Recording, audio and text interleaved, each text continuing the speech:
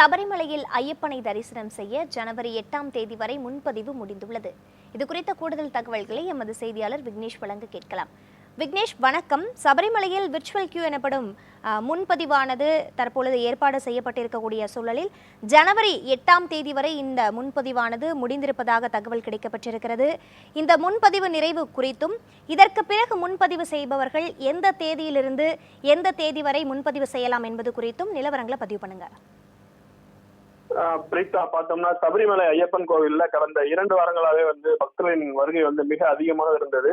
ஒரு நாளைக்கு பார்த்தோம்னா 1,20,000 பேர் தரிசனத்துக்காக வந்திருந்தாங்க. இவங்களுக்கு போதிய வசதிகள் செய்து கொடுக்கப்படாததால இவங்க 20 மணி நேரத்துக்கு மேலாக காத்திருந்த வேண்டிய நிலையானது ஏற்பட்டது.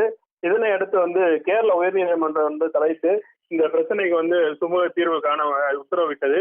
இதனால பார்த்தோம்னா அனுபவம் உள்ள மற்றும் திரகாத்திரமான போலீசாரை 18ஆம் படியில் பணிக்கு நிறுத்த வேண்டும் அப்படின்னு கோரிக்கை எழுந்ததை தொடர்ந்து நேற்று முதல்ல இந்திய ரிசர்வ் பட்டாலியன் மற்றும் கேரள ஆயுதப்படை போலீசார் 18ஆம் படியில பணியில் ஈடுபட்டு வராங்க. நேற்று முதல் 1 மணி நேரத்துல சுமார் 4,600 பக்தர்கள் 18ஆம் படி ஏறுவதால அதிக நேரம் பக்தர்கள் வரிசையில காத்திருக்காத சூழல் தற்போது ஏற்பட்டுள்ளது.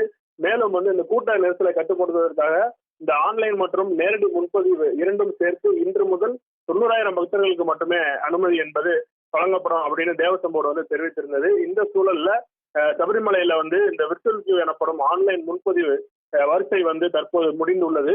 அதாவது ஜனவரி 8ஆம் தேதி வரையிலான தேதிகளுக்கான முன்பதிவானது முடிந்துள்ளது. மொத்தம் 23 நாட்களுக்கான ஆன்லைன் முன்பதிவானது தற்போது முடிந்துவிட்டது.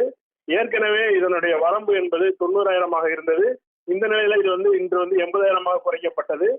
மேலும் இந்த நேரடி முன்பதிவு மையத்துல 30,000 இருந்த வரம்பு 10,000 இன்று முதல் குறைக்கப்பட்டுள்ளது. தற்போது இந்த ஜனவரி 8ஆம் தேதி வரையிலான முன்பதிவு முடிந்துள்ளது. தற்போது ஜனவரி 9ஆம் தேதி முதல் ஜனவரி 13ஆம் தேதி வரை மட்டும் முன்பதிவானது செய்ய முடியும். வரும் நாட்களில் பக்தர்கள் இந்த ஜனவரி 8ஆம் தேதி வரையிலான முன்பதிவுல யாராவது ரத்து செய்தால் மட்டுமே மற்ற பக்தர்கள் ஆன்லைன்ல முன்பதிவு செய்ய முடியும். பிரீதா, முழுமையான விவரங்களுக்கு நன்றி விக்னேஷ்.